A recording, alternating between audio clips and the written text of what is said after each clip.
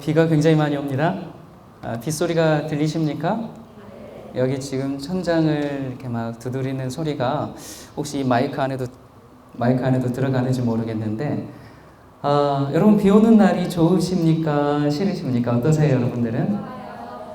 예, 저랑 정서가 비슷하네요.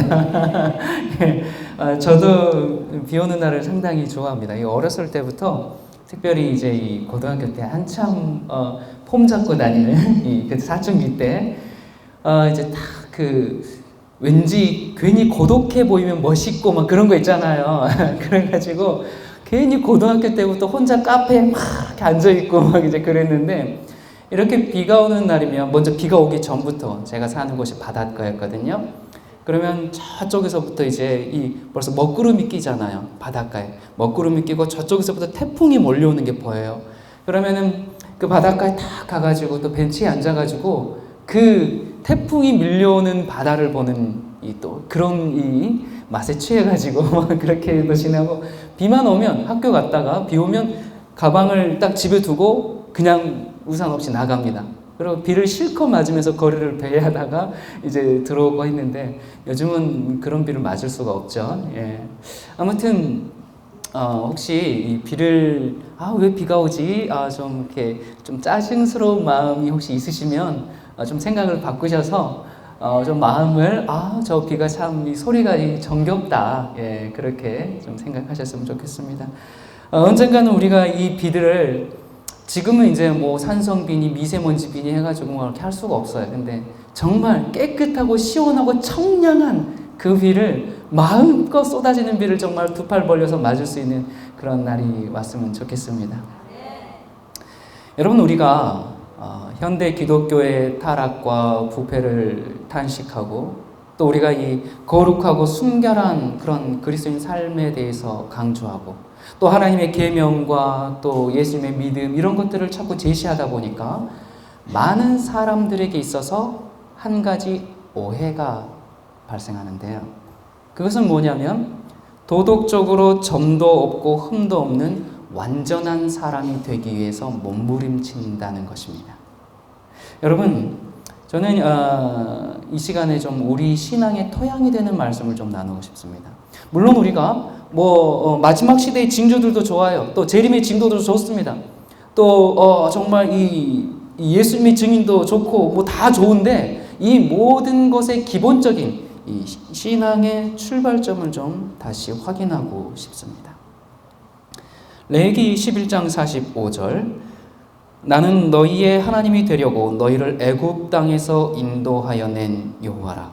내가 거룩하니 너희도 거룩할지어다. 또 19장 2절에 너는 이스라엘 자손의 온 회중에게 고하여 이르라. 너희는 거룩하라. 나 여호와 너희 하나님이 거룩함이니라. 자, 여기 보니까 내가 거룩하니 너희도 거룩하라 그랬어요. 아니, 여러분, 우리가 어떻게 거룩할 수가 있습니까? 인간이 어떻게 거룩할 수가 있어요? 예를 들어서 제가 여러분들에게 하나님도 거룩하니 당신도 거룩하십시오라고 얘기하면, 네? 아마 깜짝 놀랄 겁니다. 네? 목사님 지금 무슨 말씀하시는 겁니까? 아니, 그건 구약에서나 하는 얘기죠. 그래서 이 말씀이 구약에만 있으면 참 좋을 텐데, 참 불행하게도 이 신약에도 말씀을 하고 있어요. 먼저 사도 바울이 뭐라고 했는지 보십시다. 데살로니가전서 4장 3절에 하나님의 뜻은 이것이니 너희의 거룩함이라. 하나님의 뜻이 뭐라고요? 우리의 거룩함입니다. 여러분, 이 말씀에 의하면 우리는 거룩한 사람이 되어야 합니다. 바울이 잠깐 실수를 해서 이렇게 기록했는지 모르겠는데, 밑에 보니까 베드로까지 이런 말씀을 했어요. 기록하였으되, 베드로전서 1장 16절, 내가 거룩하니 너희도 거룩할지어다. 자, 여러분 따라하십시오. 내가 거룩하니 너희도 거룩하라. 자, 그냥 거룩하라 이런 권면이면 참 좋겠는데, 사도 바울은 또 이런 얘기를 덧붙였습니다. 고린도전서 3장 17절에 누구든지 하나님의 성전을 더럽히면 하나님이 그 사람을 멸하시리라. 하나님의 성전은 거룩하니 너희도 그러하니라. 자, 여기 보니까 우리가 거룩하지 않으면 세상에 멸하시겠대요. 그리고 이렇게 이제 말씀들을 좀 보니까 우리가 거룩하긴 해야 되는 것 같아요. 그게 가능한지 불가능한지는 잘 모르겠습니다만 아무튼 거룩하라고 했습니다. 자, 그러면 어느 정도로 거룩해야 되는가? 거룩하라고 했으니까 그럼 어느 정도를 요구하고 있는지 한번 보겠습니다. 에베소서 1장 4절입니다. 곧 창세전에 그리스도 안에서 우리를 택하사 우리로 사랑 안에서 그 앞에 거룩하고 흠이 없게 하시려고. 여기 보니까 거룩할 뿐만 아니라 흠도 없어야 됩니다. 자, 에베소서 5장 27절. 자기 앞에 영광스러운 교회로 세우사 티나 주름 잡힌 것이나 이런 것들이 없이 거룩하고 흠이 없게 하려 하심이니라. 여기 보니까 좀 더 자세하게 말씀해 주셨네요. 티도 없고 주름 잡힌 것도 없고 흠도 없어야 됩니다. 살아남을 사람이 별로 없을 것 같아요. 좀 더 보십시다. 골로새서 1장 22절. 이제는 그의 육체의 죽음으로 말미암아 화목케 하사 너희를 거룩하고 흠 없고 책망할 것이 없는 자로 그 앞에 세우고자 하셨으니. 여러분, 이런 거를 이제 갈수록 태산이라고 하는 거예요. 보니까 책망할 것도 없어야 됩니다. 감히 어디 하나 흠 잡을 때가 하나도 없어야 됩니다. 데살로니가전서 5장 23절. 평강의 하나님이 친히 너희로 온전히 거룩하게 하시고 또 너희 온 영과 혼과 몸이 우리 주 예수 그리스도 강림하실 때에 흠없게 보존되기를 원하노라. 완전히 거룩하게, 완전히 거룩할 뿐만 아니라 영과 혼과 몸이 또 흠없이 보존되어야 합니다. 데살로니가전서 3장 13절. 너희 마음을 굳게 하시고 우리 주 예수께서 그의 모든 성도와 함께 강림하실 때에 하나님 우리 아버지 앞에서 거룩함에 흠이 없게 하시기를 원하노라. 여기 보니까 누구 앞에서요? 하나님 앞에서조차 우리가 거룩하고 흠이 없게 서야 합니다. 자, 여러분 중에 하나님 앞에 딱 섰을 때 하나님 저를 보십시오. 저는 거룩하고 흠이 없습니다. 여러분 그렇게 말할 수 있으신 분 계십니까? 여러분 우리가 어떻게 이렇게 할 수 있는가? 아니 바울은 자기가 도대체 얼마나 거룩하길래 우리 보고 자꾸 거룩하라고 이렇게 얘기를 해요. 그런데 베드로도 또 반복합니다. 이 참 거룩하라는 말씀이 되게 많아요.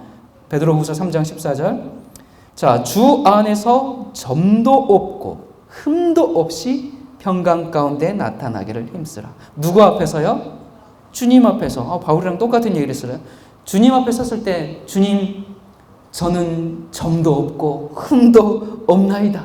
제가 지구에서 살 때 정말 열심히 이렇게 열심히 해서 이렇게 거룩해졌나이다. 나를 받으소서. 아마 지금 그렇게 대답할 수 있도록 우리가 돼야 되는가? 여러분 그런데 사실 우리가 베드로를 잘 알잖아요. 아니 다른 사람은 모르는데 베드로가 이런 얘기하니까 좀 그래요. 니나 잘하지 뭐 이런 마음이 마음속에 조금 들지 않습니까? 또 어떤 분들은 목사님 그거는 베드로가 거듭나기 전이고요. 베드로는 거듭나서 이제 완전히 거룩하고 흠이 없는 책망할 것이 없는 그런 사람이 됐어요 라고 말할지도 모르겠습니다. 글쎄 이게 그런 뜻일까? 또 디모데전서 6장 14절 하나 더 보겠습니다.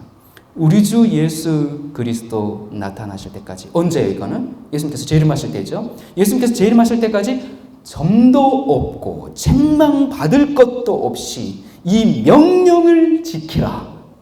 자, 아까 바울이 골로새 교회에 보내는 편지에도 이 책망할 것이 없는 점도 흠 없는 그런 사람이 되어야 된다고 교회에 보내는 편지도 그렇게 썼는데 여기에 지금 디모데 개인에게 보내는 편지에서도 점도 없고 책망할 것이 없도록 뭘 하라고? 명령을 잘 지키고 있으라 그렇게 강조하고 있어요. 자, 여러분 명령을 얼마나 철저히 잘 지켜야 우리가 점도 없고 흠도 없고 책망받을 것도 없이 그렇게 될 수 있을까요? 큰일 났어요. 정말 이 정도 되면 이런 얘기가 있죠. 난 틀렸어. 먼저 가. 진짜 그냥 포기할 수밖에 없습니다. 도대체 명령을 얼마나 잘 지켜야 점도 없고 흠도 없고 티나 주름 잡힌 것이나 이런 것이 없이 정말 완전하고 거룩해질 수 있을까? 이런 거룩이 어떻게 가능할까? 여러분 지금 읽은 말씀들이 제가 지어낸 말씀이에요? 아니면 뭐 어디 성인 군자들이 한 말 따온 거예요? 성경 말씀이에요? 전부 성경 말씀이에요. 제가 지어낸 게 아니에요. 무슨 다른 책에서 인용한 것도 아닙니다. 근데 성경을 보니까 우리에게 이렇게 요구하는 것은 분명한 것 같아요. 그래서 경건한 신자들이 자신의 흠과 점을 씻으려고 굉장히 노력합니다. 성경을 열심히 읽고 매주 한 번씩 꼬박꼬박 금식하고 새벽기도 열심히 나가고 예배 철저히 하고 모든 예배 빠지지 않고 그러면 어떤 마음이 좀 듭니까? 내가 좀 거룩해지는 것 같다. 너는 언제 성경 읽니? 이런 이제 딱 형제 너 금식 기도는 하니? 아니 기도는 하고 사니? 이런 마음이 이제 우리 짜 이렇게 그 성도들을 보면서 그런 마음이 우리 마음속에 이제 조금씩 들죠. 또 율법과 계명을 철저히 지키는 것은 물론이고요. 기본이죠, 그건. 여기 보니까 도시의 사악함을 피하기 위해서 시골로도 들어가고 거룩한 성품을 만들기 위해서 음식물도 철저히 가려서 먹고 여자들은 화장도 안 하고 반지 귀걸이 목걸이 다 안 하고 마치 조선시대처럼 정말 긴 치마를 입고 다녀야 되고 당연히 아침 저녁에 빠짐없이 이 말씀을 읽고 기도하는 건 기본이고 여러분 제가 이렇게 하는 것이 잘못됐다라고 말씀드리는 것은 아닙니다. 단정하게 입어야 하는가? 물론이죠. 경건한 행실과 절제가 있어야 하는가? 당연합니다. 이런 행동을 통해서 우리가 맑은 정신을 갖고 좀 더 하나님을 깨끗한 마음으로 정말 섬기는 그런 우리의 마음의 동기들을 제가 잘 압니다. 제가 절대로 그것을 정죄하지 않습니다. 오히려 할 수만 있다면 여러분들도 그렇게 하셔야 합니다. 여러분 어제 간증 들으셨죠? 하루에 10시간씩 성경을 읽으셔요. 여러분 하실 수만 있다면 정말 그렇게 하시기 바랍니다. 그렇게 해야 합니다. 그런데 또 많은 경우에 사람들이 왜 이렇게 하는가? 왜 이렇게 하느냐면 점도 없고 흠도 없이 거룩해야 되니까. 그래서 하는 게 문제입니다. 그렇게 하는 것이 거룩함이고 그렇게 해서 어떤 그런 행동을 통해서 거룩함에 도달하고 그렇게 하려고 안간힘을 쓰는 것이 문제입니다. 많은 신자들이 그렇게 힘써 애쓰면서 삽니다. 여러분 저는 가끔 그런 모습을 볼 때 저게 기독교라면 불교하고 무슨 차이가 있을까? 제가 그런 생각을 참 많이 하게 됩니다. 여러분 불교의 근본 원리인 사성제가 있습니다. 이 사성제라는 것은 4가지 진리의 깨우침인데요. 그것을 이제 가장 크게 이 고직멸도라고 합니다.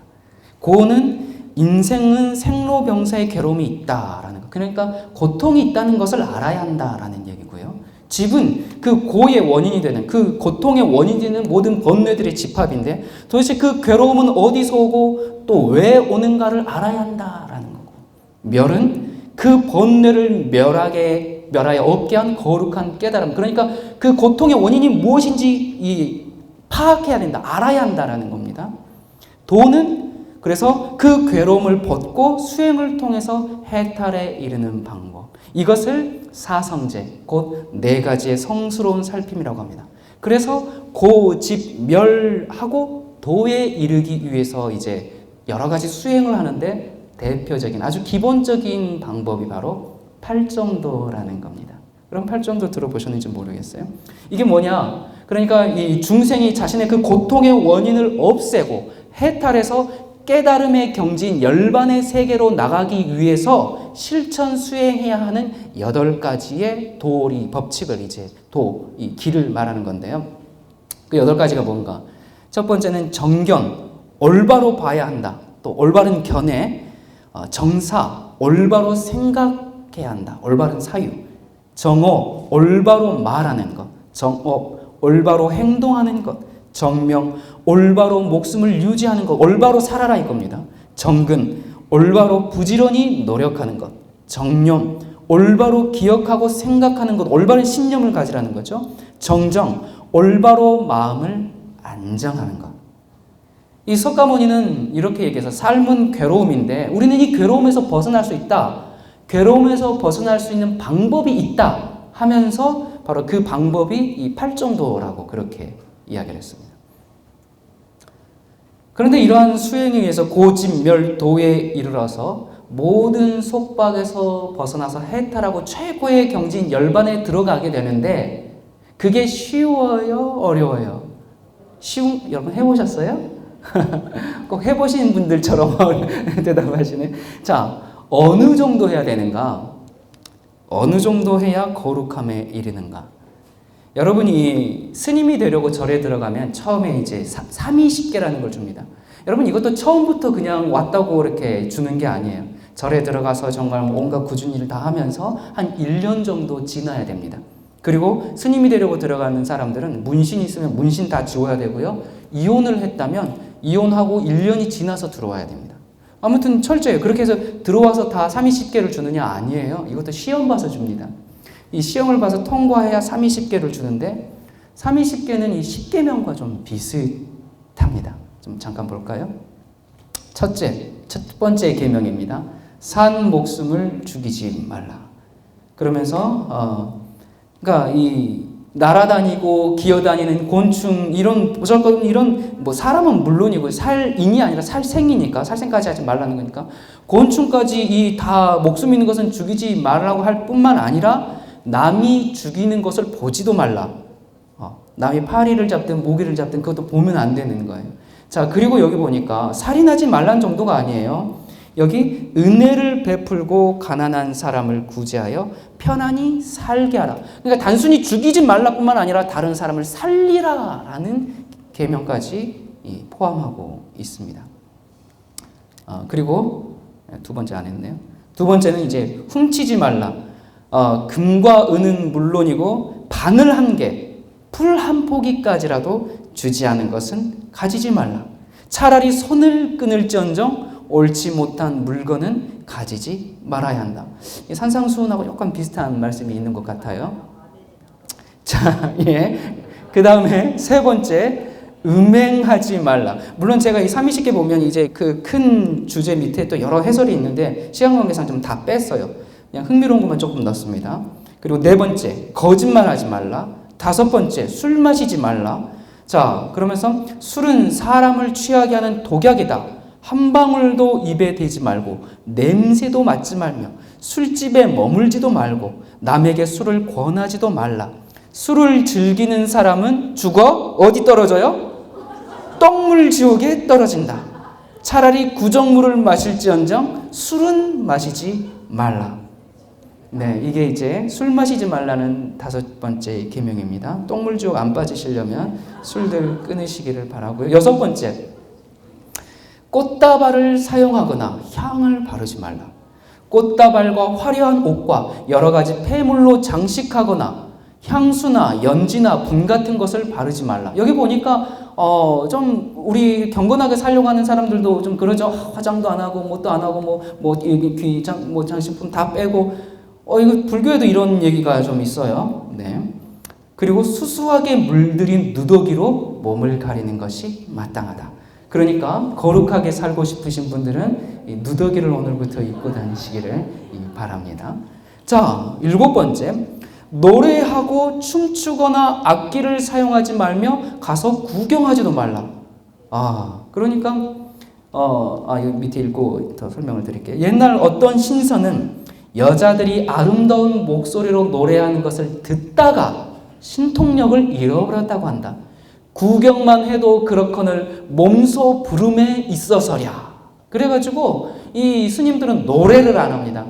여러분 아시다시피 우리 그 형제님 중에 이제 스님 이렇게 하시다가 오신 분 있잖아요. 그래가지고 노래라는 것을 거의 20년 동안 불러보질 못했잖아요. 그래가지고 이제 우리 교회 오셔가지고 맨날 노래 부르시느라고 자신이 잘하는지 못하는지는 개의치 않아요. 예, 그냥 이렇게 열심히, 참 은혜스럽게 지금 잠깐 셔틀을 또 봉사 정신이 너무 투철하세요. 예, 그래가지고 항상, 그러니까 확실히 좀 달라요, 여러분. 자리 없으니까 제가 조금 얘기를 하겠습니다.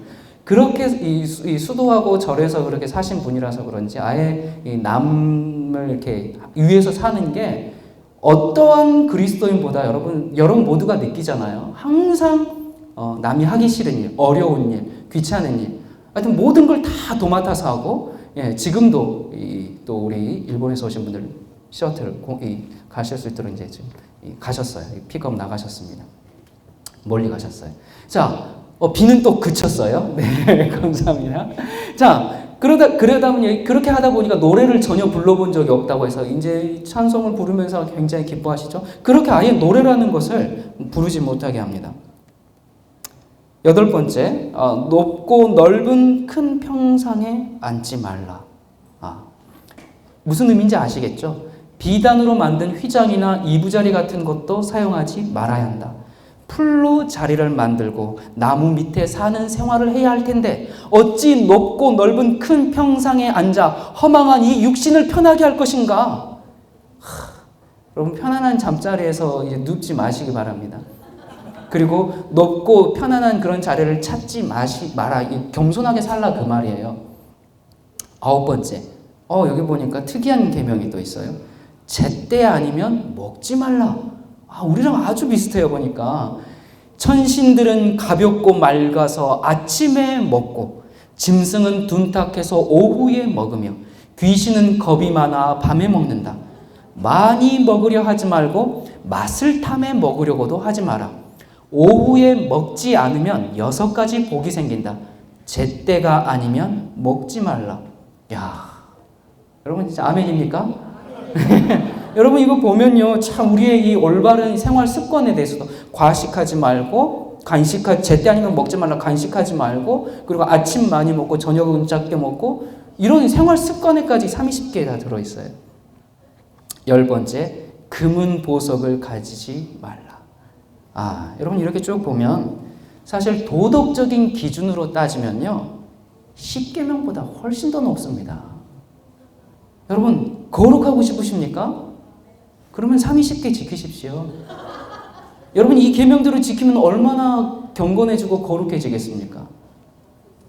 여러분, 그런데 문제는 많은 기독교인들이 기독교 신앙을 이런 걸로 오해를 하고 있다 그 말입니다. 여러분 이 30개로 끝이 아니에요. 7년 이상을 이제 수행을 하면요, 7년에서 한 10년 정도 수행을 하면 이제 절에 들어가서 그 다음에 정식 승려로 받아주는. 그러니까 스님들 보면 어떤 분들은 그냥 회색 이제 이 납자 옷을 입으신 분이 있고, 이렇게 옆으로 이렇게 좀 이렇게 띠같이 이렇게 좀 두르신, 예수님 입으셨던 것처럼 빨간 띠 같은 거 두르잖아요. 그런 이제 그게 이 구족계를 받는 거거든요. 그러니까 어느 정도 승려로서 이제 그게 지나면 구족계라는 거죠. 정식 승려를 되는 의미에서 그 구족계를 이제 받는 장면인데, 이 구족계를 받을 때 이때 남자 스님에게는 비구 250개를 주고, 250개 계율입니다. 이걸 다 읽어봤어요. 또 여자 비구니에게는 348개를 줍니다.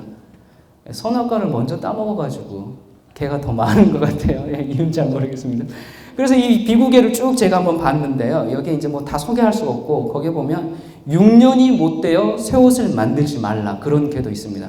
그러니까 한 번 입은 옷은 몇 년 이상 입으라는 거예요? 최소 6년은 입으시라 그 말입니다. 얼마나 검소합니까? 얼마나 거룩합니까? 자, 이 많은 기독교인들이 이제 거룩하게 살고 싶은 기독교인들이 내가 이제 이 정도는 해야지, 내가 좀 거룩하게 살 수 있다, 그렇게 이 정도 해야 그렇게 최소한 말할 수 있을 겁니다. 그런데 이제 어떤 분들이 이럴 거예요.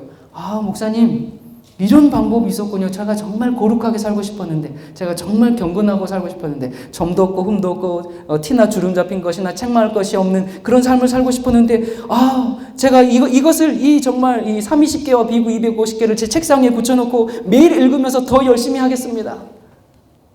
그렇게 하실 분이 계실지 모르겠어요. 사실 그렇게 하지 않는다 할지라도 예수님을 믿는다고 하면서 실제 신앙은 그렇게 하고 있는 경우가 너무너무나 많습니다. 내가 좀 더 거룩해지고, 내가 좀 더 하나님을 닮고, 내가 좀 더 예수님의 성품을 반사하기 위해서 피나는 노력들을 합니다. 여러분, 동기는 좋습니다. 제가 절대 그것을 잘못했다고 하지 않겠어요. 예수님을 닮겠다고 노력한다는데 그게 뭐가 잘못입니까? 그런데 문제가 있습니다. 문제가 뭐냐면 그렇게 해서는 결단코 예수님을 닮을 수 없다 그 말입니다. 저는 이 부처를 닮기 위해서, 아니 부처가 되기 위해서 20년 동안 수행한 수도승을 개인적으로 알고 있는데, 이분은 이제 화엄사에서 출가해가지고 화두 타파를 위해서 목숨을 건 분입니다. 화두를 타파한다는 건 뭐냐면 그 사람에게 이제 화두를 주면 이것을 깨닫기 위해서 계속 그것만 듣는 겁니다. 그래서 이제 그렇게 수행하는 것을 얘기하는데, 주로 보니까 이런 화두를 줘요. 부모 미생전 본래 면목. 그러니까 부모로부터 몸을 받기 전에, 내가 이 세상에 태어나기 전에 나는 무엇이었는가. 그래서 종일 부모 미생전 본래 면목, 이것만 계속 듣는 겁니다. 이걸 계속 생각하는 겁니다. 그래서 24시간 동안 이걸 깨어서 하는 건데, 이것을 깨달으면 그것을 화두를 타파했다. 내가 전생에 드디어 무엇이었구나. 그거를 깨닫게 되는 거예요. 근데 이걸 깨닫게 되는 게 쉬운 일이 아닙니다. 먼저는 이제 부처가 되기 위해서 크게 수행하는 방법이 이제 크게 세 가지가 있는데, 뭐 많은 것들이 있지만, 첫 번째는 하루 종일 염불을 하는 겁니다. 이건 아주 제일 낮은 수행을 이야기하는 거예요. 그 다음에 이제 조금 수준이 있는 것은 하루에 1만 배를 하는 겁니다. 자, 여러분, 일반적으로는 하루에 3,000배 하는 분들은 종종 있다고, 많이 있다 그래요. 근데 이제 1만 배를 하거나, 만약에 이 염불하는 것이 부처가 되기 위해서 걸어가는 수행이라면, 이 1만 배 하는 것은 달려가는 것과 같고요. 그 다음 세 번째가 참선인데, 이것은 날아가는 것과 같습니다. 그만큼 빨리 부처가 될 수 있는 이제 방법인데 그만큼 힘들겠죠. 그러면 참선을 어떻게 하는가? 참선을 통해서 어떻게 화두를 타파하는가? 이건 진짜 아무나 하는 게 아니거든요. 먼저는 긴 수련의 시간이, 훈련의 시간이 먼저 있어야 됩니다. 그러니까 이분은 점점 이 잠을 줄여나갔다 그래요. 6시간 자다가 잠도 갑자기 어제 내가 이제 어제까지만 해도 매일 8시간, 7시간 잤는데 오늘부터 이제 3시간씩 잔다. 그러면 사람이 건강이 망쳐져요. 그렇기 때문에 서서히 잠을 줄여가는 겁니다. 그래서 이분은 이제 6시간 자다가 그 다음에 1년 지나서 그 1년 다음 1년은 5시간, 그 다음에는 4시간, 그 다음에는 3시간, 2시간, 1시간, 그 다음에 무수면, 잠을 안 자고, 이런 식으로 잠을 줄여가면서 이제 잠을 안 자고 해서 점점 몸을 적응시킵니다. 그리고 이 식사는 이제 밥을 먹지 않고 처음에는 이제 미숫가루에 물만 타서 이렇게 먹는 것을 한 7년을 하다가, 나중에 정말 이제 무수면 참선을 할 때는 솔잎에 찹쌀가루를 묻혀가지고 콩알만하게 만들어가지고 이제 그것만 먹으면서 섭생을 했는데, 나중에는 그렇게 만들어서 먹는 것도 귀찮아가지고 그냥 배추잎만 뜯어 먹으면서 이제 수행을 했다고 해요. 자, 이분 같은 경우는 이제 마지막 3년은 잠을 안 자고 앉아서 참선만 합니다. 그러니까 눈은 완전히 감지 않고 코끝 앞에 한 1m 정도 수행 방법을 혹시 따라하지 마시기 바랍니다. 네, 이렇게 이제 이렇게 계속 수행을 하는데 3년 동안 앉아서 수행만 하는데, 참선만 하는데 그게 가능한가? 가능합니다. 여러분, 이렇게 목숨을 걸고 참선하는 사람들이 지금도 많습니다. 그리고 불교가 생긴 이래로 지난 역사 동안 수천 명, 수만 명, 전 세계적으로 수많은 사람들이 이 해탈하기 위해서 참선을 해왔고 지금도 참선을 하고 있습니다. 이 사람들이 이렇게 하다가 딱 깜빡 졸면 관우가 적토마를 타고 와가지고 목을 베어 가버린다고 하기 때문에 절대로 잠을 자지 않습니다. 그래서 정말 24시간을 이 화두를 계속 생각하고 화두 타파를 위해서 하고, 그렇게 1년을 지속하고 3년을 지속하고 7년 죽을 때까지 그렇게 이제 앉아서 참선을 하는 겁니다. 우리나라에 대표적으로 이 참선을 하신 분이 계시죠. 성철 스님. 먼저는 이제 이 43년 동안 기본적인 수도를 한 다음에 마지막 7년을 눈 푸른 납자, 그러니까 잠을 안 자는 수행을 했다고 하는데요. 이 납자라는 게 아까 말했듯이 이제 승려복 입을 입은 사람을 납자라고 하고, 눈 푸른이라는 뜻은 눈이 시퍼렇다, 그러니까 서슬푸른 눈, 잠을 안 자고 눈을 뜨고 화두를 수행한다라고 해서 눈 푸른 납자다, 이렇게 얘기를 합니다. 그런데 많은 경우인지 모르겠습니다만 종종 어떤 경우에는 이렇게 이제 24시간 화두를 타파해야 되니까 비가 오나 눈이 오나 이렇게 하거든요. 그러면 눈을 감으면 안 되는데 비가 오거나 안개가 낀 밤에 음의 기운이 가장 많을 때 이분들이 잠깐 까딱해가지고 입신을 하고 그래서 부처가 되려고 했던 사람들이 뭐가 돼요? 무당이 되는 사람들이 굉장히 많습니다. 그래서 자, 이렇게 이제 잘못 가기도 하는데 아무튼 자, 그러면 화두를 타파했어. 내가 전생에 뭐였어? 깨달았어. 드디어 이제 그걸 알았어. 그러면 이제 그 사람은 바로 부처가 되는가? 그렇게 하면 참 좋은데 그게 다 된 게 아닙니다. 화두를 타파했죠. 그 다음에는 보리를 계속합니다. 그러니까 이제 화두를 딱 타파했어요. 했는데도 참선 수행을 앉아서 계속 하다가 앉아서 열반에 들어가는 겁니다. 그러니까 앉아서 죽는 거예요. 계속 화두 타파했어도 계속 그렇게 수행하다가 보리를 하다가 그렇게 죽는데 그러면 화두를 타파하고 드디어 해탈해서 그렇게 해서 그 자리에 앉은 채로 열반에 들어갔는데 그러면 이제 저 세상에 가서 부처가 바로 되는가? 그렇게 해서 바로 부처가 되면 참 좋은데 부처가 바로 되는 게 아니라 인간도 아니고 신도 아닌 그냥 하나의 별처럼 또 날아다니다가 이제 수십 겁을 지나야 부처가 된다고 해요. 그러면 수십 겁이라는 시간이 얼마인가? 1겁이 불교에서 말하는 그 1겁의 시간의 개념이 갈매기가 중국 황하강 모래알을 하나씩 옮겨서 모래알이 없어질 때까지의 시간이 1겁입니다.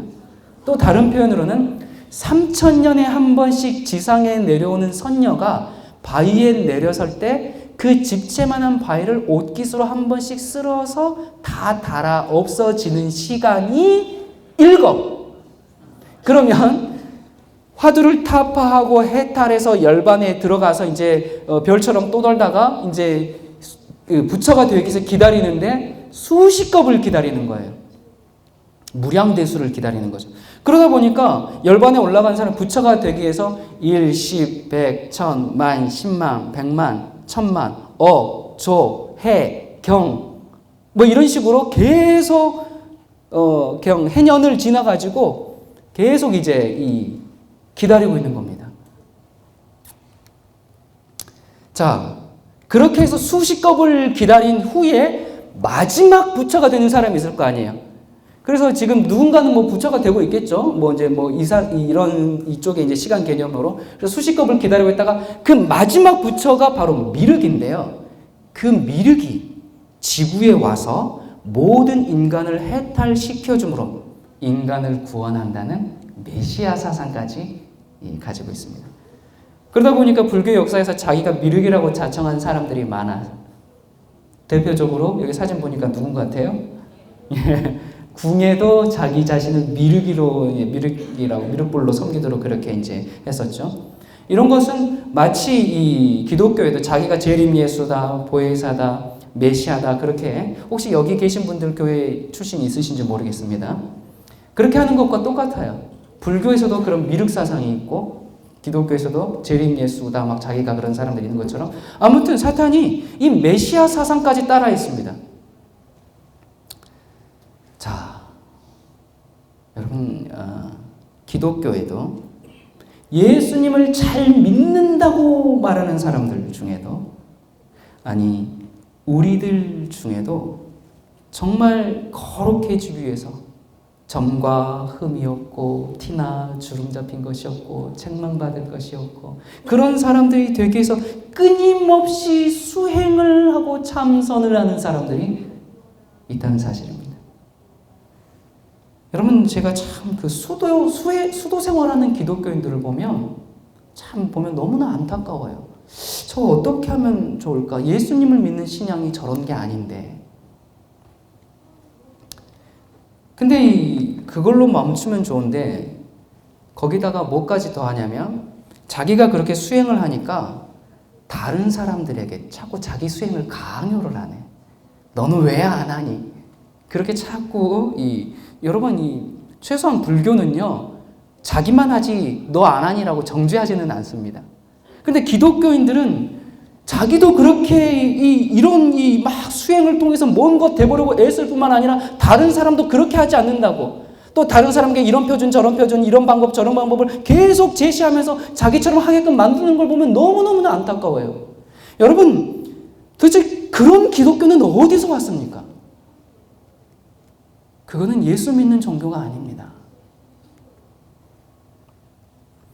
로마서 3장 27절 28절. 그런즉 자랑할 때가 어디냐 있을 수가 없느니라. 무슨 법으로냐 행위로냐 아니라 오직 믿음의 법으로니라. 그러므로 사람이 의롭다 하심을 얻는 것은 율법의 행위에 있지 않고 믿음으로 되는 줄 우리가 인정하노라. 여러분 인정하십니까? 인정하십시오. 그런데 많은 사람들이 인정을 못합니다. 여러분 믿음으로 구원을 받아들이십시오 이렇게 얘기하면 우리가 전통적인 좀 관념 때문에 그건 좀 너무 쉬운 거 아닙니까? 좀 우리가 뭘 좀 해야 좀 염치가 있는 거 아니에요? 이런 생각이 우리가 자연스럽게 따라 들어옵니다. 하나님의 말씀대로 살려고 애쓰는 사람들 중에. 그래서 그리스도를 따른다 하는 수많은 사람들이 사실상 부분적으로는 예수 그리스도의 십자가를 믿음으로 믿고 그리고 부분적으로는 인간의 노력으로 이루어진다 그렇게 생각합니다. 그래서 어떤 사람들은 그 인간의 노력 보는 부분을 너무 지나치게 중요하게 생각하기 때문에 율법의 1.1회 문자의 하나하나까지 철저하게 순종하고자 정말 있는 그대로 순종하고자 안간힘을 쓰다가 그렇게 해서 성불이 되면 참 좋은데 여러분 그렇게 해서 우리가 예수님이 됩니까? 안 됩니까? 안 돼요. 인간이 그게 안 되거든요. 여러분 해보세요. 여러분 지금 몇 년 수도하셨습니까? 몇 년 신앙 가지셔서 해보세요. 그게 되나? 안 됩니다. 인간이 그게 안 되거든요. 여러분 만약 인간이 그게 된다면 예수님께서 이 땅에 오셔서 우리 대신 십자가에 죽으실 필요가 없습니다. 이렇게 하시면 돼요. 자, 내가 비법을 하나 알려주겠다. 자, 너희가 이렇게 하면 나처럼 될 것이다. 그러면서 비법서를 그냥 딱 전수해 주면 됩니다. 가문에 그래서 여러분 이렇게 해서 우리가 그 비법서를 가지고 그렇게 해서 갈고 닦아서 예수님을 대면 예수님이 오실 필요가 없으시죠. 그런데 많은 사람들이 나는 예수님을 믿습니다 하면서 스스로 자기 자신을 죄에서 구원해내려고 애를 씁니다. 안간힘을 씁니다. 좀 더 거룩해지고 좀 더 경건한 사람이 되기 위해서 얼마나 열심히 순종하면서 사는지 모릅니다. 그런데 그렇게 아무리 열심히 해도 그걸로 우리가 거룩해지지가 않습니다. 그렇게 하다가 결국 어떻게 됩니까? 그런 사람들이 결국 어떻게 돼요? 그렇게 애를 쓰다가 절망을 해버려요. 안 되거든요, 인간이. 나는 안 되는구나. 그러면서 어떻게 됩니까? 오히려 율법을 이제는 더럽고 악하고 그런 걸로 이제 저주해버립니다. 철저히 율법주의로 살아보다가 그게 안 되니까 반발심에 이젠 율법은 다 필요 없어. 다 끝나버린 거야. 그건 우리에게 의미가 없는 거야. 다 십자가에서 다 폐지해버린 거야. 이젠 믿기만 하면 돼. 그러면서 아예 율법 폐지론으로 가버립니다. 극과 극을 달려버려요.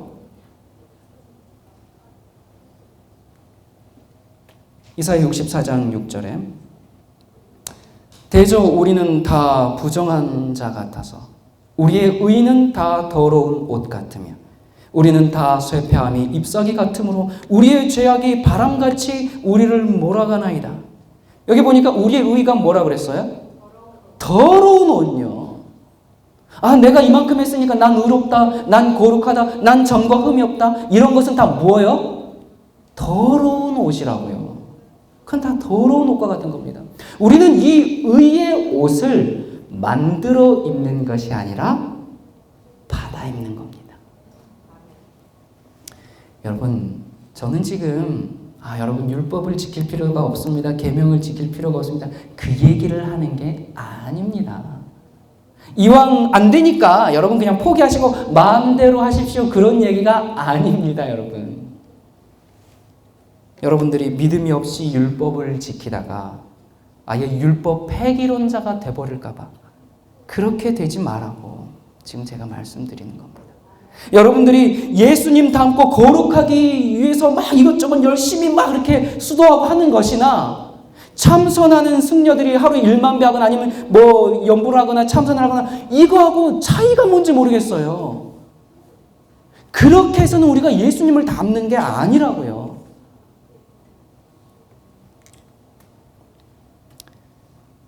저희가 발행한 의라는 책, 제가 좀 읽겠습니다. 저의 이 말보다 아주 잘 이 표현이 잘 되어 있기 때문에 좀 읽겠습니다. 그리스도의 의는 순백의 진주처럼 결함도 없고 흠도 없다. 사람의 솜씨로는 하나님의 보배롭고 크신 선물을 개선할 수가 없다. 그것은 추후의 흠도 점도 없다. 뭐가? 그리스도의 의가. 그리스도 안에는 지혜와 지식의 모든 보화가 감추어 있다. 그는 우리에게 지혜와 의로움과 거룩함과 구속함이 되셨다. 금세나 내세에 있어서 사람의 심령의 필요와 갈망을 만족시킬 수 있는 모든 것은 그리스도 안에서 찾을 수 있다. 여러분, 점도 없고 흠도 없는 의가 있습니다. 누구의 의예요? 예수 그리스도의 의입니다. 여기 보니까 사람의 심령을, 갈급한 심령을 만족시킬 수 있는 것은 오직 그리스도 안에만 있다 그랬습니다. 여러분, 우리가 어떻게 흠도 없고 점도 없을 수 있습니까? 우리는 근처에도 못 갑니다. 안 되는 걸 하려고 하면 안 됩니다. 그것은 100년을 참선해도 그것을 얻지 못합니다. 아무리 화두를 타파하고 보리정진을 해도 안 되는 것을 주님은 그냥 주십니다. 우리가 할 수 없는 그것을 하나님은 그냥 해주십니다. 이게 기독교입니다. 여러분, 기독교는 도덕적인 완전함, 거기에 이르러가지고 해탈이나 열반에 이르는 종교가 아니라 사망에서 생명으로 옮겨가는 것이 기독교입니다. 그러면 사망에서 생명으로 어떻게 옮기는가? 디모데전서 6장 14절. 내가 진실로 진실로 너희에게 이르노니 내 말을 듣고 또 나 보내신 이를 뭐하는 자? 믿는 자는 영생을 얻었고 심판에 이르지 아니하나니 사망에서 생명으로 옮겼느니라. 여러분, 기독교인 중에 수행하는 중생들이 참 많아요. 하나님을 믿는데 믿음의 방식은 불자처럼 행합니다. 여러분, 그렇게 하고 싶으면 차라리 불교에 입문해서 그렇게 수행해가지고 부처가 되려고 하는 게 아마 더 빠를 거예요. 거기는 그렇게 하면 그렇게 된다라고 희망이라도 주니까. 여기서는 그렇게 해서 안 되거든요. 자, 여러분, 여기 보니까 믿는 자가 사망에서 생명으로 옮겼거든요. 의라는 것은 우리가 쟁취해내는 것이 아닙니다. 하나님이 해주시는 겁니다. 내가 하는 게 아닙니다. 많은 사람들이 이렇게 생각, 내가 어떻게 해야 될까? 하나님, 제가 어떻게 해야지 정말 점도 없이 됩니까? 제가 어떻게 해야지 흠도 없이 됩니까? 나 이거밖에 안 되는데, 목사님 제가 될까요? 하나죠. 언제 이거 다 고쳐가지고 하죠? 여러분, 그거 아닙니다, 여러분. 하나님이 해주십니다. 그런데 많은 사람들이 하나님이 해주신다 이 말도 오해하는데 어떻게 오해하냐면 하나님이 나를 도덕적으로 완전하고 점과 흠이 없는 어떤 그런 거룩한 성자로 만들어주는 것으로 그렇게 또 오해합니다. 그런 거 아니에요. 여러분이 이 30년 동안, 오케이, 좋습니다. 점과 흠이 없이 빨고 빨아서 정말 이제 거룩하고 경건한 거의 예수님을 닮은 이제 30년 동안 그렇게 이제 수행을 했다고 칩시다. 신앙생활 열심히 했다고 칩시다. 그런데 그 30년 동안 수행한 것이 한순간에 와르르 무너지는 그런 경험 여러분 해보신 분들 계실 겁니다. 여러분, 공든탑이 무너지랴 그런 속담이 있죠. 그것은 이제 공든탑이 무너지겠느냐, 그러니까 공든탑이 안 무너지니까 열심히 해라, 열심히 하면 된다, 그러면서 이제 쓰는 우리 속담인데 아닙니다. 여러분, 공든탑도 무너집니다. 네, 공든탑도 무너집니다. 우리는 그런 존재입니다. 우리는 한순간에 와르르 무너지는 존재라는 것을, 우리는 그런 존재라는 것을 철저히 인식하고 인정해야 합니다. 내가 뭘 하나님 말씀대로 좀 얼마나 순종한 것 같고, 그래서 내가 좀 거룩해진 것 같고, 그래서 내가 뭐 좀 된 것 같고, 그거요, 한순간에 무너지는 거거든요. 그래서 나는 아무것도 아닌 존재구나. 그것을 인정하는 데서부터 기독교, 그리스도교라는 것이 시작합니다. 의에 있는 말씀 더 읽겠습니다. 빛나고 깨끗한 세마포를 입고 티나 주름 잡힌 것이나 이런 것들이 없는 풍성을 얻게 하기 위하여 교회에게 이것이 주어졌다. 이 세마포는 그리스도의 의, 곧 믿음으로 예수를 개인의 구주로 받아들이는 모든 사람들에게 주시는 흠이 없는 풍성을 표상한다. 그러니까 여기 보니까 빛나고 깨끗한 세마포나 티나 주름 잡힌 것이 없는데 이 세마포가 뭐라고요? 계속 반복되죠? 뭐예요? 이 세마포가 그리스도의 의라고. 그런데 그것을 어떻게 하시는? 주시는. 여러분, 이 옷을 우리가 날마다 믿음으로 입어야 됩니다. 여러분, 오늘 우리가 살아서 숨쉬고 있죠. 우리가 오늘 생명이 있습니다. 지금 여러분이 생명이 있는 것이 우리가 뭘 잘했기 때문에 지금 생명이 붙어 있는 겁니까? 이 지금 공기를 우리가 지금 예쁘고 잘생긴 사람들이 많아가지고 제가 있어가지고 하나님께서 잠깐 여기 공기 좀 이렇게 넣어주신 거예요? 저의 그런 공로 때문에 여러분들이 다 살아계시네? 아닙니다. 여러분, 전혀 그렇지가 않죠. 오늘 우리를 살아있게 하는 것은 전적으로 하나님의 은혜죠. 하나님의 사랑과 은혜인 것처럼 마찬가지로 우리를 거룩하게 하는 것도, 우리를 점과 흠이 없게 하는 것도, 또 우리를 구원하는 것도 전적으로 하나님의 사랑과 은혜입니다. 여러분, 우리 주변에 보면 항상 본인이 옳은 사람들이 참 많습니다. 참 의로운 사람들이 많아요. 그래서 어떻게 합니까? 항상 남을 가르쳐 주려고 해요. 항상 지적해서 고쳐주려고 해요. 자기는 좀 더 깊은 신앙의 경험 가운데 있는데 저 사람들 보니까 아직 수준이 너무 낮은 것 같아요. 저 사람들한테 언제 다 가르쳐서 깨닫게 할까? 항상 위에서 내려다보는 그런 위치에 있습니다. 오 애제라, 오 통제라.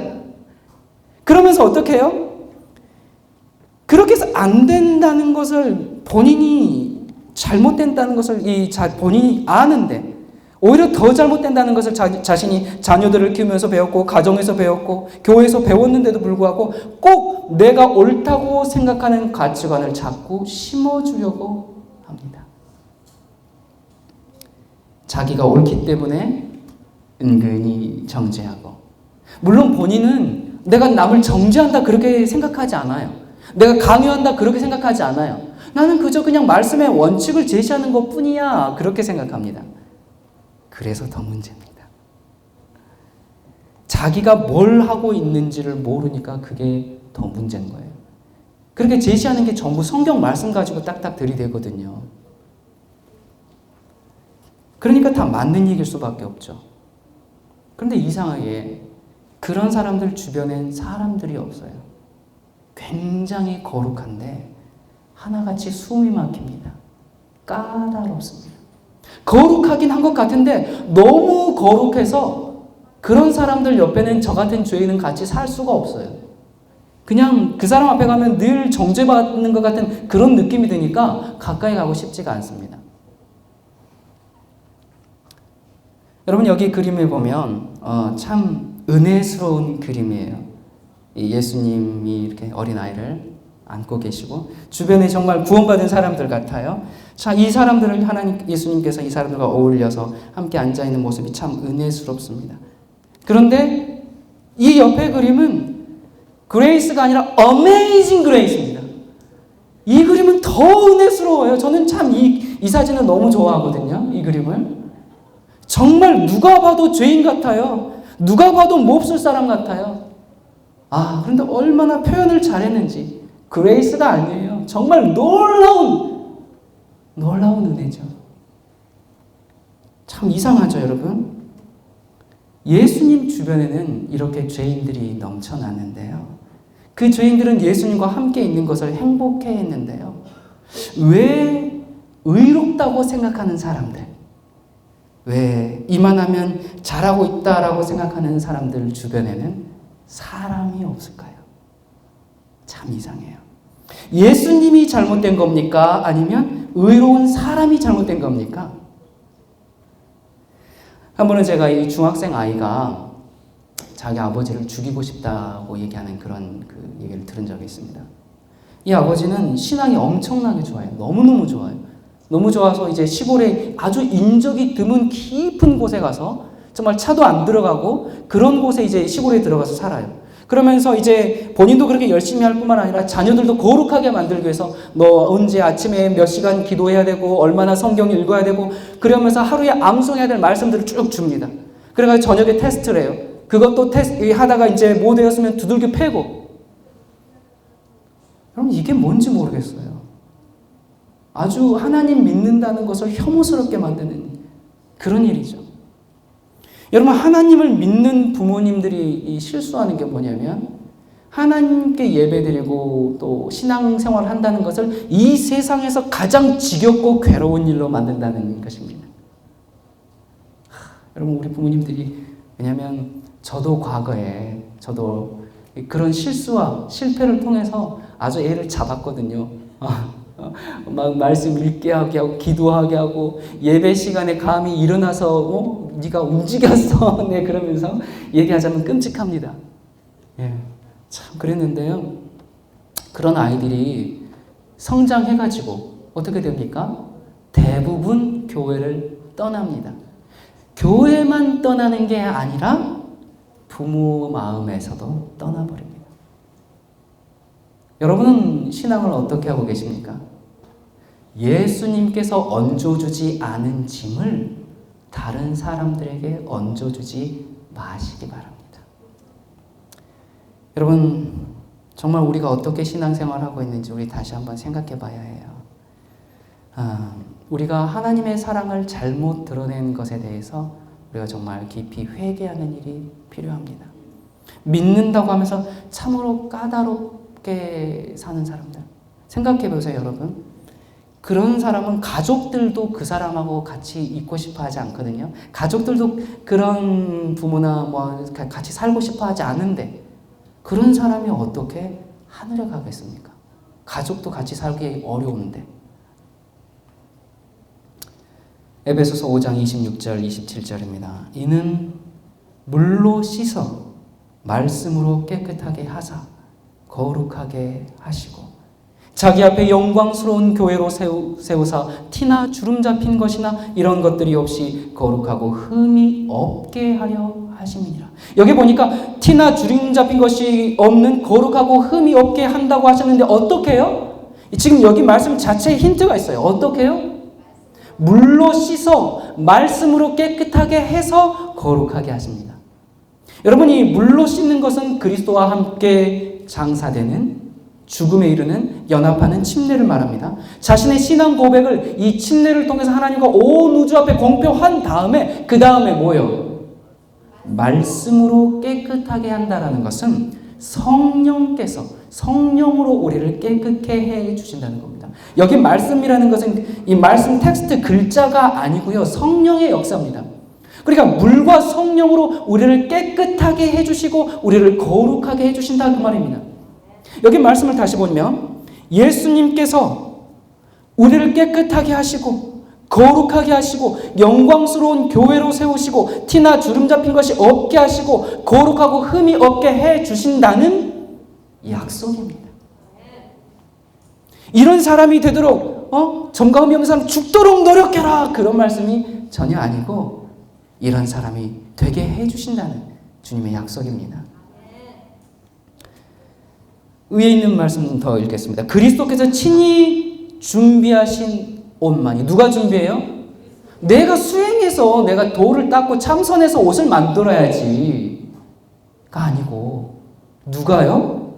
그리스도께서 친히 준비하신 옷만이 우리로 하여금 하나님 앞에 서게 할 수 있다. 그리스도는 이 옷, 곧 그리스도의 의에 두루마기를 회개하고 믿는 모든 자에게 입혀주실 것이다. 여러분은 아멘입니까? 그리스도의 의의 옷이 깨끗합니까? 더럽습니까? 깨끗해요. 너무너무 깨끗하죠. 여러분이 흰옷 입어보셨습니까? 자, 흰옷 입으면 어때요? 우리 짜장면 먹다가 튀면 아내들이 싫어해요. 눈에 확 티가 납니다. 그리스도의 흰옷을 입으면 어떻게 되냐면요, 여러분. 전에는 우리가 이 죄로 더럽혀진 옷을 입고 있었기 때문에 죄를 지어도 그까짓 거 대수롭지 않게 생각해요. 이런 정도 할 수 있는 거지. 그건 왜 그래요? 의의 옷을 입지 않았기 때문에 그런 겁니다.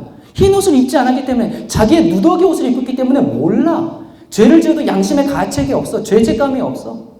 그냥 당연한 거지. 우리가 죄인인데 그렇게 사는 거야. 그렇게 하는데, 물과 성령으로 거듭나고 그리스도께서 주신 이 의의 흰 옷을 입고 있으면 어떻게 됩니까?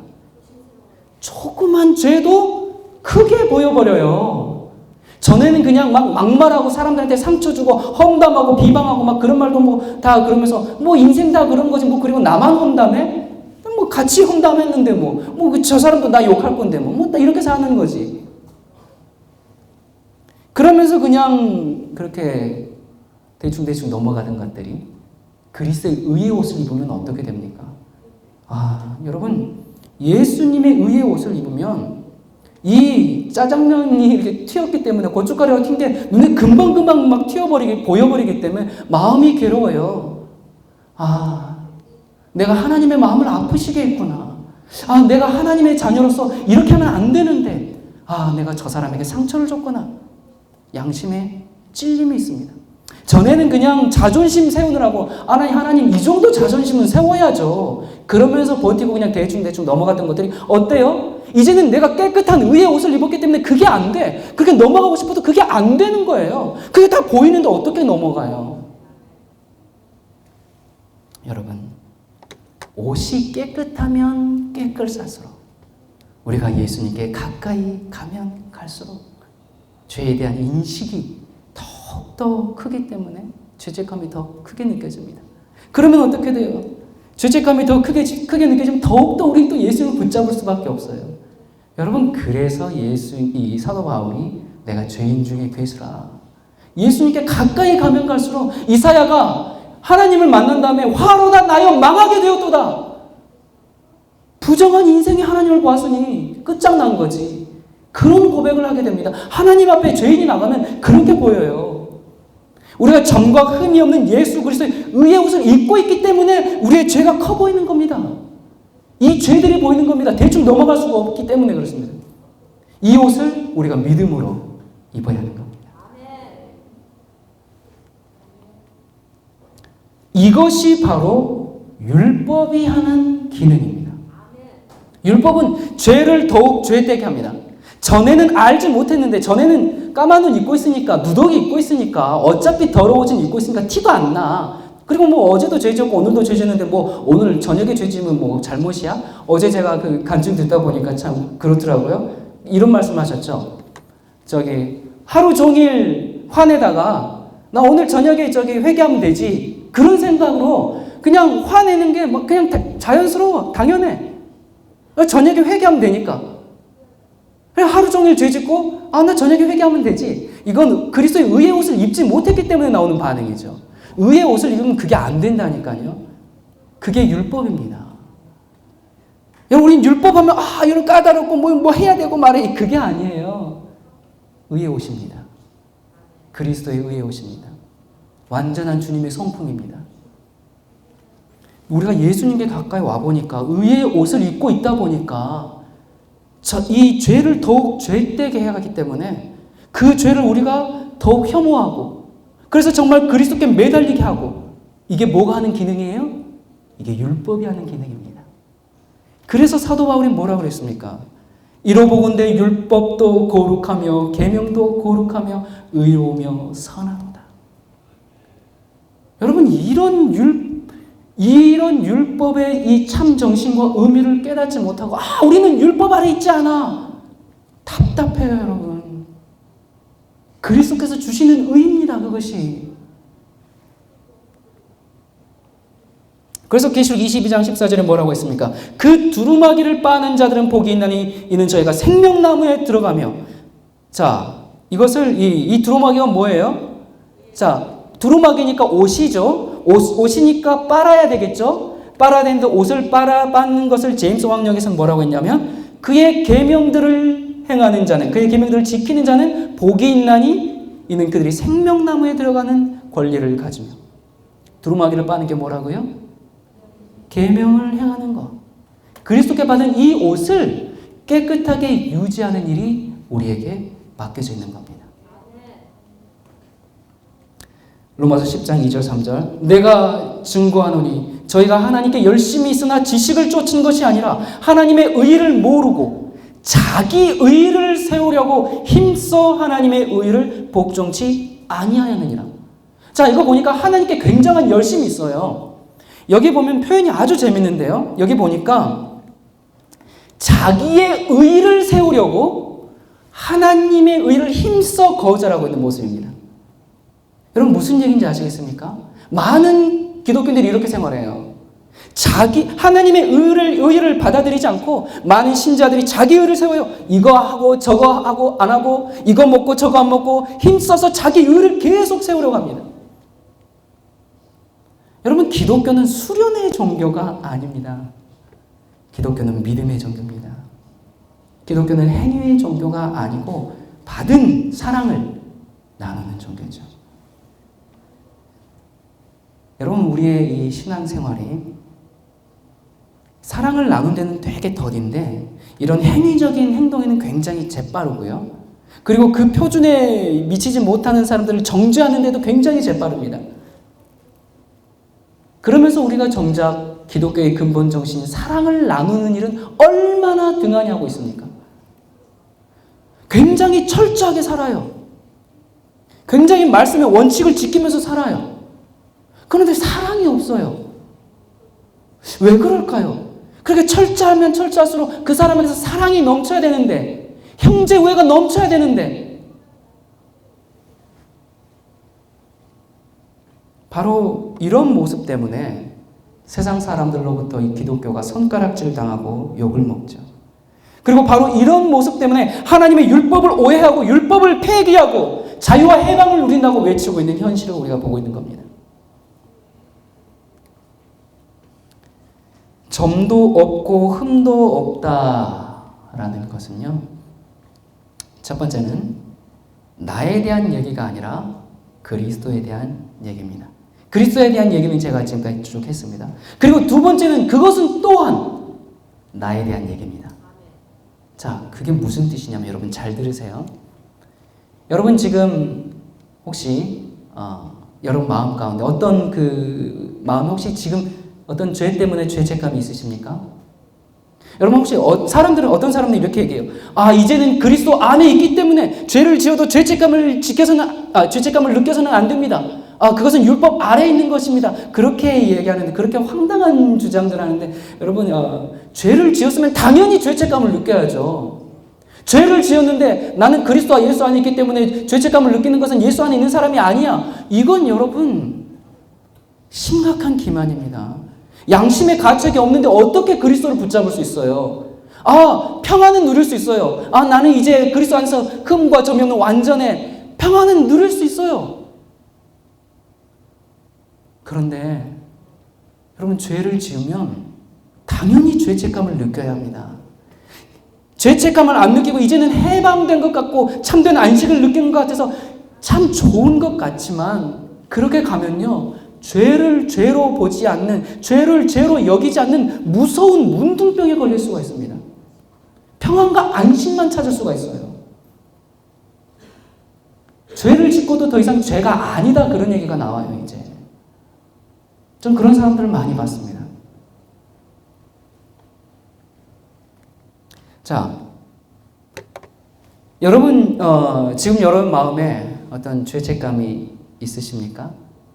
만약에 있다면 여러분 주님께 나가서 회개하시고 용서를 받으시기 바랍니다. 우리가 용서를 받으면 죄책감이 없어집니다. 다시 말해서 과거의 죄를 다 용서받은 상태가 점도 없는 상태입니다. 자, 그렇다면 우리가 점도 없는 그 거룩한 상태에 이를 수 있습니까? 당연합니다. 그리고 그게 복음입니다. 그리고 주님의 그 보혈의 능력으로 우리가 용서만 받을 뿐만 아니라 그 죄를 씻음 받아서 현재 우리의 마음에 우리가 어떤 죄를 고집하거나 어떤 죄를 마음에 품고 있는 것이 없습니까? 여러분 현재 지금 마음속에 어떤 죄가 있으십니까? 어떤 죄를 품고 있으십니까? 그것이 없으십니까? 만약에 현재 지금 우리의 마음속에 어떤 죄가 없다면, 죄를 가지고 있지 않다면 그것이 바로 흠도 없는 상태입니다. 십자가를 통해서 과거의 죄에 대해서 회개를 하고 현재 마음속에 죄가 없고 다시는 죄를 짓고 싶지 않다는 그 거룩한 소원이 여러분의 영혼을 채우고 있으십니까? 그렇다면 우리는 점도 없고 흠도 없는 상태에 있는 겁니다. 도덕적으로 그걸 얘기하는 게 아닙니다, 여러분. 여러분, 우리가 과거 죄에 대한 죄책감, 그것이 점이 없고요. 현재 자신의 영혼의 부패함, 흠이 없는 그리스도를 가리켜 점과 흠이 없다라고 말하는 것입니다. 여러분 마음속에 어떤 미움이나 탐심이나 못된 계획이나 악한 생각이 자리 잡고 있다면 그것은 점도 없고 흠도 없는 상태가 아닙니다. 그런 사람들은 베드로가 말했어요. 주 앞에 나가지 못합니다. 주님께서 오실 때 설 수가 없습니다. 여러분 혹시 마음속에 미움이 있으십니까? 그거 있으면 하늘 못 갑니다. 여러분 그건 제 얘기가 아닙니다. 여러분 마음속에 성냄과 분노가 있으십니까? 예수님은 그것을 살인이라고 했습니다. 여러분 저를 괴롭히는 사람들이 좀 있거든요. 안티들 많아요. 많이 있는데 오해하고 곡해하고 비난하고 아마 마치 어떤 사람들은 세상에 태어난 목적이 어떻게 하면 저를 무너뜨릴까가 그것이 이제 생의 가장 큰 목적인 것처럼 달려드는 사람들도 있습니다. 괜찮아요. 근데 저는 그런 분들에 대해서 전혀 제 마음에 어떤 미움이 전혀 없어요. 물론 성가시긴 하죠. 그냥 마음이 조금 그냥 좀 슬프긴 하죠. 예. 그러니까 그런 일이 없으면 마냥 행복하다 나는 기뻐요. 그러셨어요. 이렇게 할 수는 없어요. 그냥 좀 성가시죠. 오히려 그런데 이런 생각이 들어요. 내가 얼마나 미우면 저럴까? 오죽하면 저럴까? 그렇게 상대방을 이해해 주면요. 그 이해 못할 게 없습니다.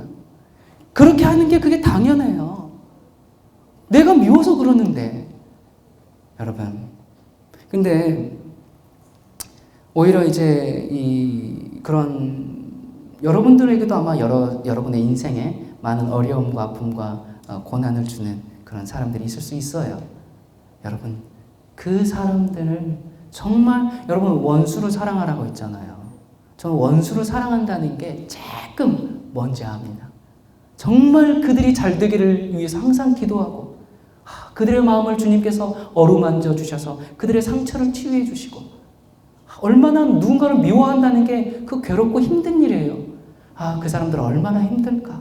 누군가를 미워하고 있으니 얼마나 아플까? 하나님께서 그 사람들의 마음을 상처를 치유해 주시기를. 그래서 정말 마지막 날에 우리가 같이 복음을 전하고 함께 하늘에 가면 얼마나 좋을까? 여러분 그것을 위해서 기도하시기 바랍니다. 여러분 그런데 제가 그렇게 늘 그분들을 정말 그들의 상처를 치유해 주시고 그들의 구원을 위해서 기도하고 이게 제가 나무아비탑을 수행해서 떨쳐낸 게 아닙니다. 참선해서 떨쳐낸 게 아니고요. 모든 것이 하나님의 은혜입니다. 여러분 이것은 내가 뭘 노력해서 만들어낸 게 아니라 오직 베풀어 주시는 주님의 은혜입니다. 여러분 하나님께서 우리를 구원하셨습니다. 우리의 무슨 행위가 아니라 우리가 뭘 잘해서가 아니라 뭘 잘 보여서가 아니라 정말 예수님의 피가 우리를 구원하셨습니다. 우리가 이렇게 부족하지만, 내가 이렇게 부족하지만, 우리가 이것밖에 안 되지만 그럼에도 불구하고 주님께서 나를 사랑하시고 나를 구원하셨습니다. 이게 여러분 기독교입니다. 근데 왜 이 기독교를 자꾸 다른 종교처럼 만들려고 하는지 모르겠어요. 여러분, 이 기독교를 제외한 거의 모든 종교가 신에게 공양을 바쳐야 하고 수행을 해야 하고 참선해야 하고 그렇게 해서 신의 진노를 피해야 하고 자력으로 구원에 도달하려고 애쓰는 게 모든 다른 종교의 공통점입니다. 그건 기독교 아닙니다. 그건 예수님 믿는 종교 아닙니다. 여러분, 저희 집 가훈이 한때 백문일답이었습니다. 100가지 문제, 100가지 질문에 한 가지 답이라는 뜻입니다. 자, 이 한 가지 답이 무엇인가? 이 100가지 질문에 한 가지 답이 뭘까? 뭘까요, 여러분? 그 대답은 오직 예수 그리스도입니다. 여러분, 제가 질문을 하면 여러분께서 예수 그리스도라고 힘있게 외쳐주시겠습니까? 예. 자, 그러면 제가 질문하겠습니다. 여러분, 인생의 가장 큰 짐은 죄의 짐입니다. 이 죄에서 해방시킬 분은 누구십니까? 예수 그리스도. 대답 안 하신 분이 있으시죠? 제가 다 봤어요. 입 별로 크게 안 벌리신 분. 여러분, 온 몸과 마음과 그리고 온 모든 세포가 예수 그리스도라고 힘차게 외쳐주시기 바랍니다. 다시 질문하겠습니다. 우리를 죄에서 해방시키실 분은 누구십니까? 예수 그리스도. 여러분, 우리가 이 질병의 문제가 있습니다. 가정의 문제가 있어요. 우리 인생에 말 못할 많은 문제가 있습니다. 이 고달픈 인생에서 참된 안식을 주실 분은 누구십니까? 예수 그리스도. 아멘입니다. 여러분, 진리를 위해서 싸우십니까? 그 싸움에 승리를 주실 분은 누구십니까? 예수 그리스도. 아멘. 여러분, 진리 때문에 외로우십니까? 진리 때문에 친구도 가족도 다 떠나갔습니까? 우리의 위로자 되실 분은 누구십니까? 예수 그리스도. 여러분, 대답 안 하신 분들 예수님께서 다 보고 계십니다. 나를 거룩하게 변화시키실 분은 누구십니까? 예수 그리스도.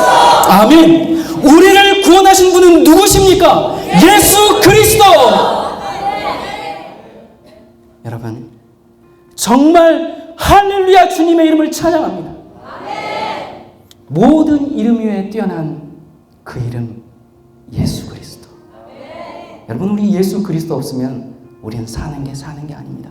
모든 문제, 모든 질문에 한 가지 대답은 오직 예수 그리스도입니다. 아멘. 여러분, 우리가 이런 예수님을 나의 구주로 모시고 있다는 것은 얼마나 감격적인 일입니까? 여러분, 제발 이 예수님을 믿는 신앙을 이방 종교로 만들지 말고 우리의 마음이 어두워질 때, 우리의 미래가 답답하고 불안할 때, 염려가 될 때 우리가 예수 그리스도 이름을 부르고 거기서 참된 안식과 참된 소망을 발견하게 되기를 간절히 바랍니다. 기도하겠습니다.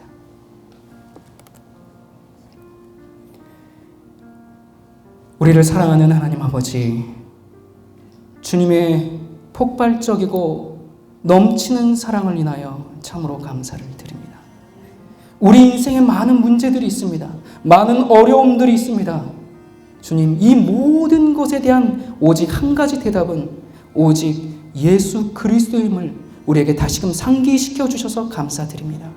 아버지, 우리가 주님을 믿는 우리의 신뢰심이 너무나 부족합니다. 우리의 믿음이 너무나 부족합니다. 아버지, 저희들의 믿음 없는 것을 도와주시고 주님의 그 거룩하고 흠이 없는 깨끗한 의의 옷을 우리가 받아 누릴 수 있도록 인도하여 주시옵소서. 주님께서 주신 이 거룩하고 흠이 없는 이 옷을 주님께서 다시 오시는 그날까지 우리가 보존할 수 있도록 인도하여 주시옵소서. 예수님의 이름으로 간절히 기도드립니다. 아멘.